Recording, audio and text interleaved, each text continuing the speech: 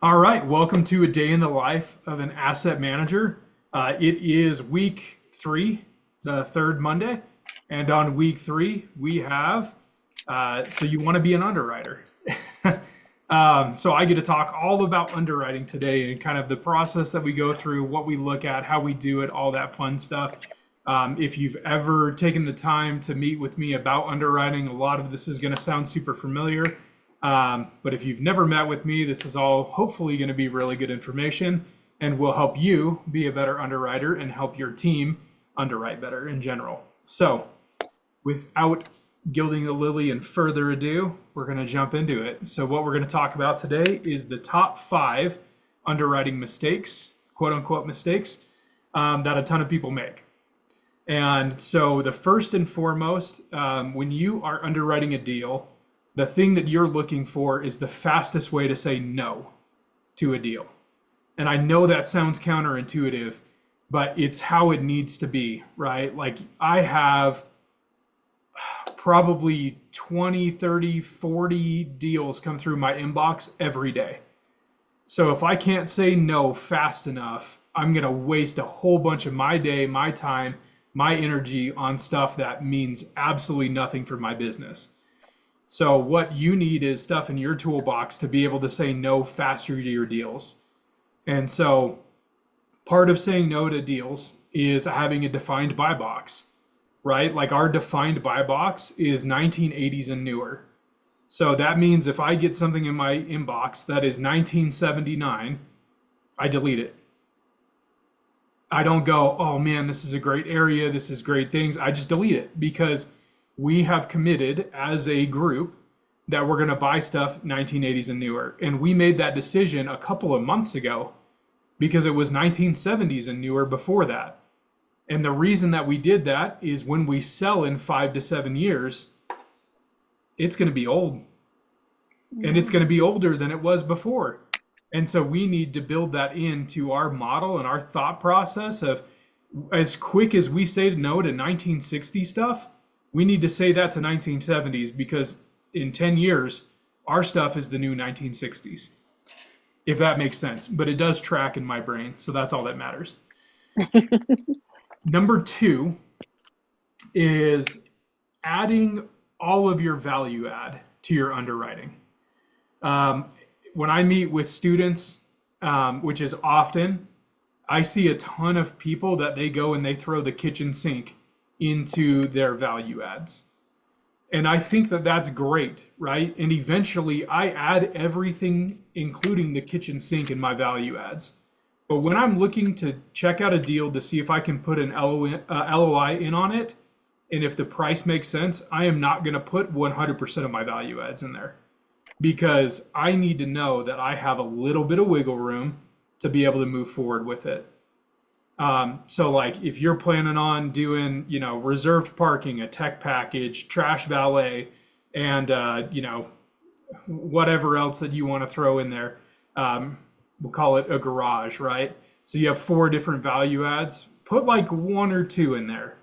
Don't put all 4. And then as soon as you have an accepted LOI, put all 4 in there. Let's see what this bad boy is actually going to do on a realistic scale. But we do need that cushion just in case, heaven forbid, something does happen. The other thing as part of that is adoption rates for value adds. I see a ton of people that they're like, hey, we're going to add renter's insurance to every single person that lives on this property, and we're going to net $7 a person on this renter's insurance. So they take every single unit and they say, in the first year, we're getting renter's insurance on all of these units. That's probably what will happen, but we don't know that. So let's scale our adoption rate to something that makes more sense. If it does happen that way, we're okay. But if it doesn't happen that way and it goes much quicker, none of your investors are going to call you up and say, hey, Michelle, I got a check that was bigger than what you had promised me, and that's going to be an issue for me. No one is ever going to complain that their distribution is higher than it should be. That's what our promise is to our investors, is that we want to pay them more money than what we thought we were going to pay them. Because if we do not underpromise and over-deliver on our distributions, then we're meeting quota. We told them this is how much money you're going to make. And if they make exactly that much money, are they surprised? No. No. It was supposed to happen that way. But if we can pay them even more than what they thought they were going to get, and we most of the time promise a 20% ARR, well, you can't promise anything, but predict a 20% ARR. And then we pay them a 22. Now they're happy. They're excited. And the next time they have $50,000 or however much our next buy-in is, they're going to put that money with us because we do even better than the great that they thought they were going to get. So just keep that in mind when you're doing value adds. Slow your adoption rate down and don't put every single thing in there, right? Like if I'm doing renter's insurance, every single person, I'll do like in total a 60% adoption rate. So if I had 100 units, I'll put 60 units and I'll probably space it out 20, 20, 20. So the first year 20, the second year 20, the third year 20, because your additional income that you're putting in there is compounding and it hits your NOI. So it affects all of your numbers drastically, especially if you only have like, 100 units in there. When you start talking about $7 a unit in other income, it adds up pretty quickly and starts moving quite a few needles. And you don't want to overinflate your underwriting for your LOI because in the end, you might find out, hey, I way overpaid for this and we're going to be sucking wind. And then you're not even able to hit the predictions that you had. So the third one is not checking crime. And I think that all of us have a good enough head on our shoulders that we're like, hey, we don't want to buy in a high crime area. When I'm looking at apartments, I look at crime, right? How many resources do you use when you look at crime? What resources do you use? And how granular do you get with those, right? So I've talked to people that they're like, hey, I look at crime on a 1 square block area. And I'm like, that's crazy. Like, that's too granular for me because that you might have zero crime in that area, but just outside of that 1 square block, you have all the crime in the world. So then what do you look at? Do you look at the whole city? Do you look at the zip code? Do you look at a mile by mile radius? So the way that we process crime is we use 2 sources of data. And the first source is city data. So if you guys are familiar with Neil Bawa, if you're not familiar with him, you should check him out. He's pretty awesome. But he loves city data. And I use city what's his name? Neil? Neil Bawa. Bawa. Yep. Bawa. Thank you. Yep, no worries. And so he uses city data a lot. I love city data. It tells you a ton of stuff that's happening in the city. So there's a lot of importance that goes on when you look at a city level for these things, right? You want to be able to see population growth, job growth. What's the trend of the crime in that city? Is it trending upwards? Is it trending downwards? How does it compare to the rest of the state? Is this a safe city to live in if you're looking in the state of Texas or the state of Mississippi? One of the, Lorik will get a kick out of this. I got a apartment complex for Monroe, Louisiana. And I was like, oh, sweet, let me check in at Monroe. So I jump in there and I look at the crime rates and I look at city data first. And it shows me 2 red arrows pointing up on crime on every single crime statistic that they have, which means that it is significantly higher than the rest of the state of Louisiana, which is not really known for being the safest state in the world. And so I Google Monroe, Louisiana crime, and the first thing that comes up is Monroe, Louisiana Monroe, Louisiana is known for its massive amount of crime and gang activity. And I was like, cool, delete. That's all I need to see. It took me 2 minutes maybe to go through and process a deal because the crime was too high. Okay. Now, if I go and I look at the city data and it all looks great, right? Like the crime looks good, population growth looks good, all of that stuff checks out, I go to my second source. And I will put the second source in the chat because if you can find it on your own, congratulations. I can get to the website, but the comparison tool, which is what I'm going to send you, I cannot find if I go to the site, and I've used this website hundreds of times. So save that comparison tool. So what this is it's comparing zip codes. So again, why would we take a second source, right? So we know the city, so why would we go and look at the zip code also? So one, go and look at the zip code. How big is this zip code? Because sometimes zip codes are a mile by a mile or even less. And sometimes they're 50 miles by 50 miles. They're huge. So look at the demographic and the geographical area that your zip code covers, and then get a little bit granular on there. It gives you the crime statistics. It gives you median household value. And trust me on this one. Actually, don't trust me on this one because tools are tools and they will fail you. But it gives you the median home value. I have looked at median home values and gone, there is no way on this great green earth that the median home value is that. And I go on Zillow and sure as hell, it is the median home value of that area.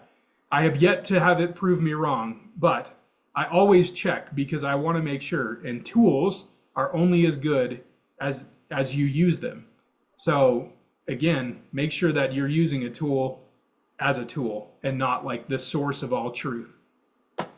So you get median home value, you get the average household income, you get crime, you get the heaviest employer in that area. There's a ton of information that you get when you jump into this website, and use both sources of data to be able to get the information that you need, okay?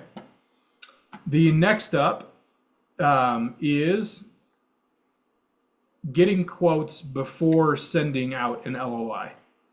So I've worked with quite a few students that have put in LOIs and got accepted LOIs. And they're like, holy crap, I did it. Like, I'm in 6 months, I have an accepted LOI, let's go. Oh, I forgot to get a sponsor. And so they're like, hey, I need a sponsor. I'm like, cool, let's talk, you know? We're willing to sponsor deals, let's look at it. And so they come to me and they're like, hey, I did the underwriting, this is it, 18% ARR, we're cooking with fire here. And I'm like, that's awesome. When you got your loan quote, what did they say?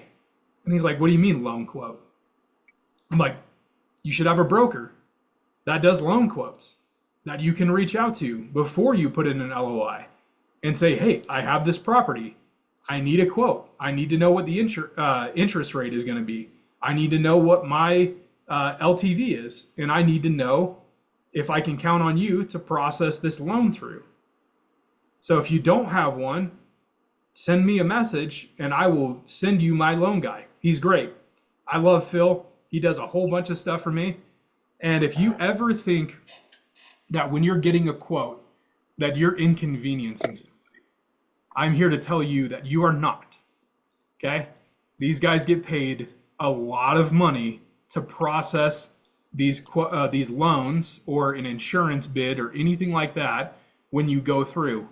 So they're willing to strike out 18 times because on the 19th time, they're going to get paid a buttload of money and they're going to get residuals and they're going to get all this stuff on top of this. So if your guys, whether they're insurance or loan quotes or PM companies or anything like that, are not willing to give you quotes, do not work with them because they get paid all of that money when you actually do have something to go through. And you know what? If I have a loan that needs to get processed, I know who I'm going through because I've sent him 30 deals that did not go through, and I want him to get paid. So, yeah, if you need a loan guy, I got a loan guy. If you need an insurance guy, I got an insurance guy. And they're nationwide, right? And they do what we want them to do with multifamily. We want agency Fannie Freddie debt. We want multifamily insurance at an affordable rate.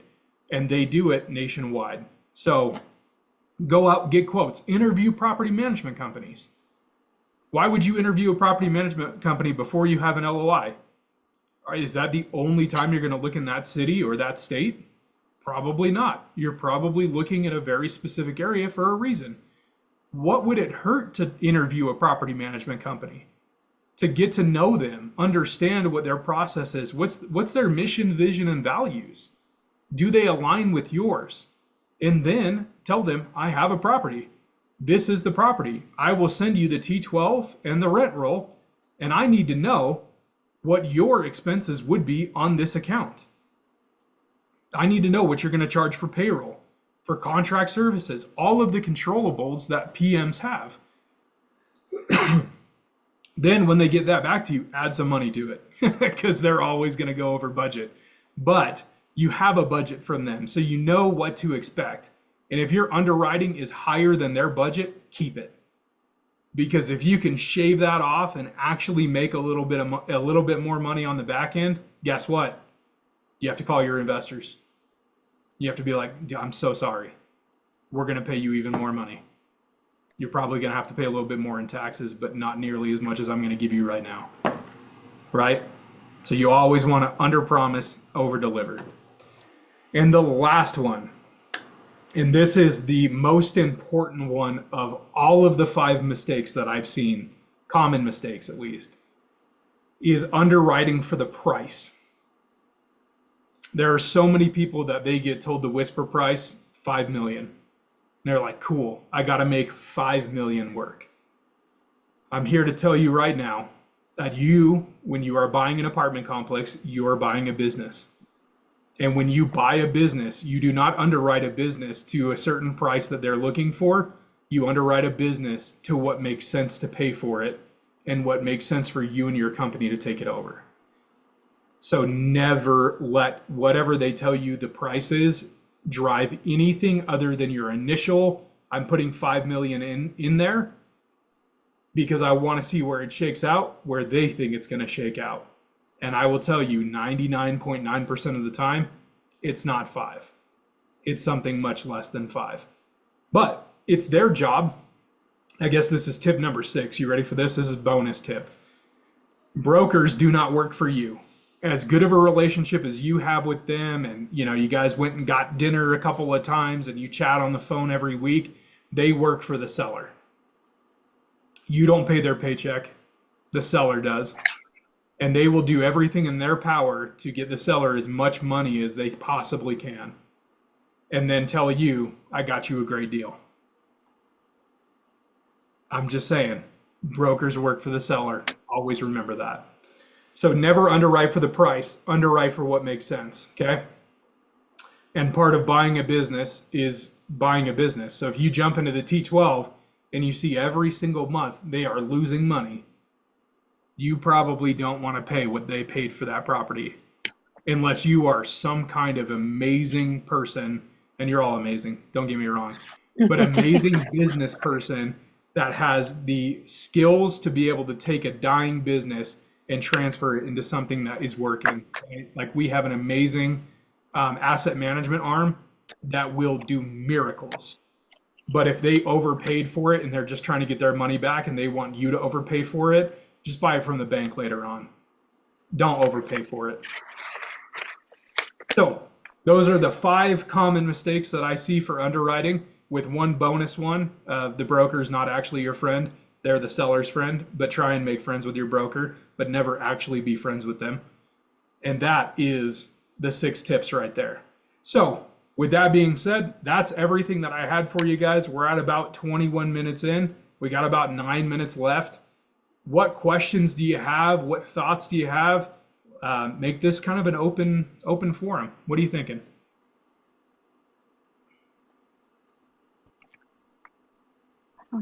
I like how you just, you're very firm on your dates, your buy box.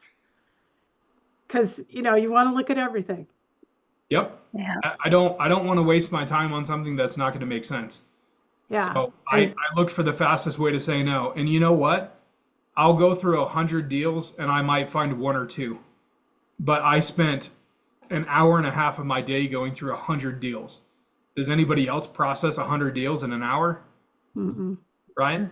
But I know the ones I grabbed are going to be worth underwriting, and then they might be worth submitting an LOI, because that's a whole different story. You probably got to underwrite 10 before you get to one that warrants an LOI within, the range that they're even looking for. But yeah, it's important for you to be able to process things faster. For sure. I really liked what you said about don't put all your value adds right away. Save a couple to add in after the LOI is accepted. That makes a lot of sense to me. Yeah, I And I will tell appreciate you, that insight. yeah, of course. I will tell you, it makes it harder to find deals because you're not putting all of your value adds up front. So you're not going to be the highest bid, right?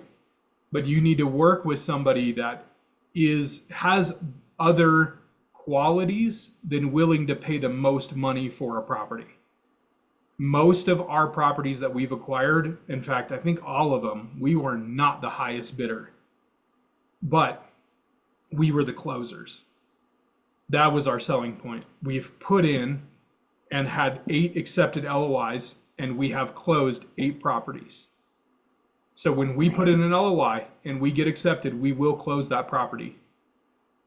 That's our selling point to the broker, right? And there are a ton of deals. If you have submitted an LOI within the last 6 months, go back, look at the LOIs you submitted, reach out to the broker. See if those submitted LOIs that you guys lost the bid on, is that back on the market? Did the deal fall through? There are so many that fall through because people do not have the ability to close. It is actually a selling point. So work with somebody that has that track record of closing. And then you don't have to be the highest bid. You can be the 3rd highest bid and still get the deal. Awesome. Gosh, I so appreciate you, Tyler. Thank you for this. Yeah, of course. Hopefully this helps everybody. This was awesome. I absolutely agree. This was awesome. Thank you. Yeah, of course. Well, And do you have any tips for doing a quick underwriting? Oh man, honestly, is that another week? Yeah. I was gonna say my quick underwriting is going through and saying no as fast as I can, right? So I do not get out my underwriting spreadsheet and start plugging in numbers until I go and I check all the check boxes like vintage, area, is it in a growth state, is it in a growth city? I even look at crime before I put pen to paper, because if I underwrite this whole thing and I spend a week on it and all of a sudden I pull up the crime stats and it's a bad area, I'm throwing it away. You've wasted your time. Yep. Yeah. So I hit everything that I can before I pull out my underwriting spreadsheet. So I don't like the quick and dirty underwriting spreadsheets that people have where it's like, here, put in the asking price, put in the cap rate, this is what you should pay, is this a good deal? None of that is even relevant to me, because I'm willing to put in days of underwriting if I know that it meets all of the other qualifications that I'm looking for. Because in the end, when you're underwriting, there are 2 things that keep me up at night. There's the cap rate and there's the rents. Because I can make any piece of crap deal look like the best thing to ever walk this earth if I mess those 2 up. So I don't put pen to paper unless all the other factors are in place.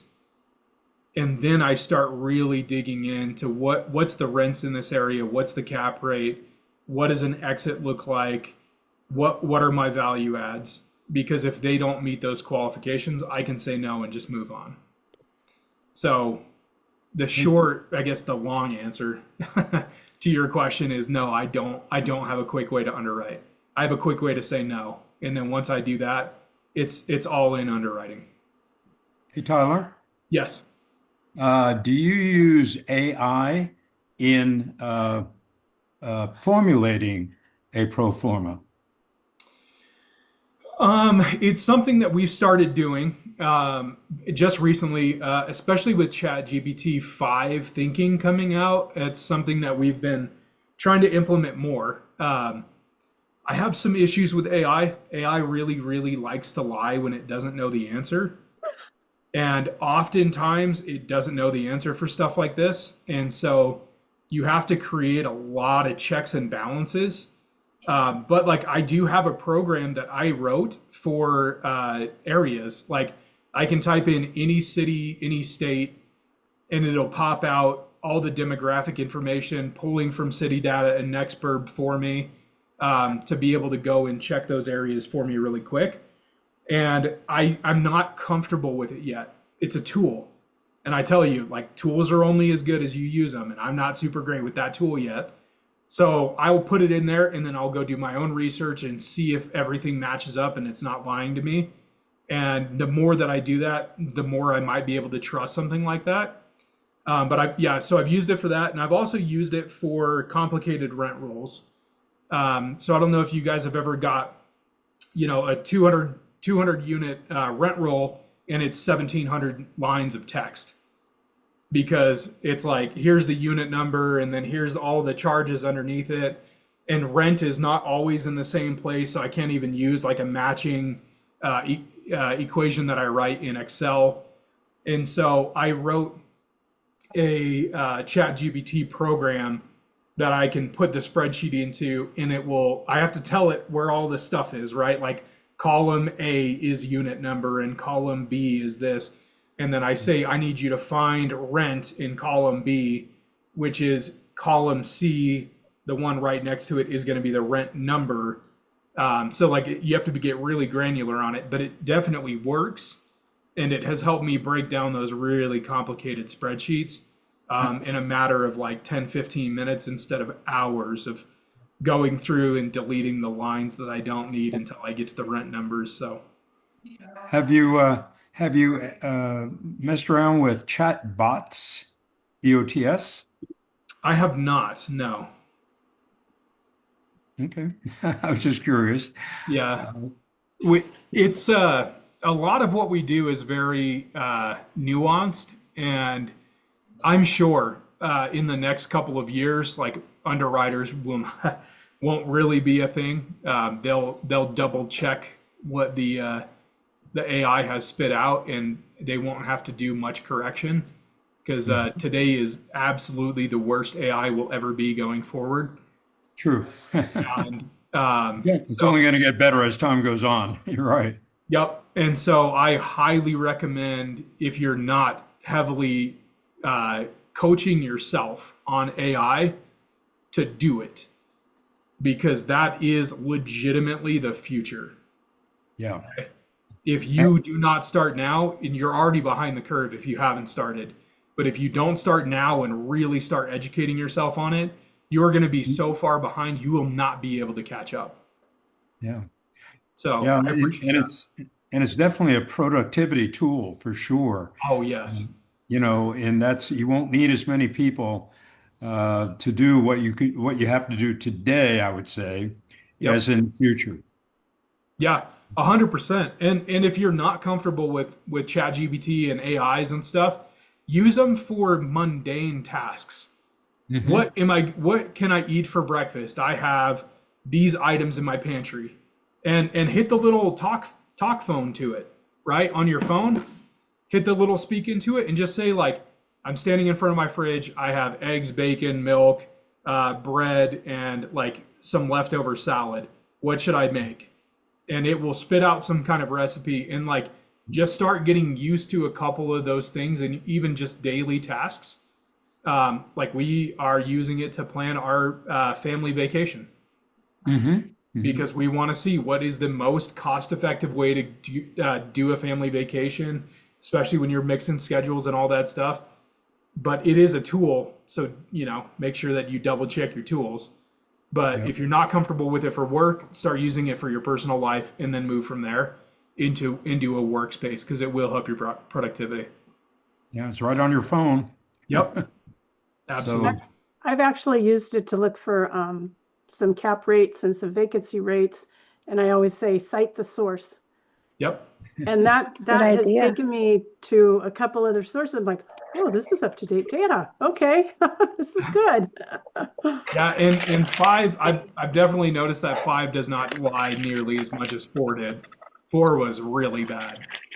So there again, AI is the worst it will ever be today, moving forward. So all right. Well, that takes us to the half hour, actually a little bit over. So we're going to go ahead and wrap things up. Thank you guys so much for being here today. I appreciate all of you. Join us next week on Day in the Life. It is week 4, so it's going to be back to Cindy, and she's going to have some asset management things for you guys. If you don't see your friends on here, make sure that they are aware that we are doing it every week, and have the updated link. We saw a bunch of people sign up for it today, so we'll see you guys next week.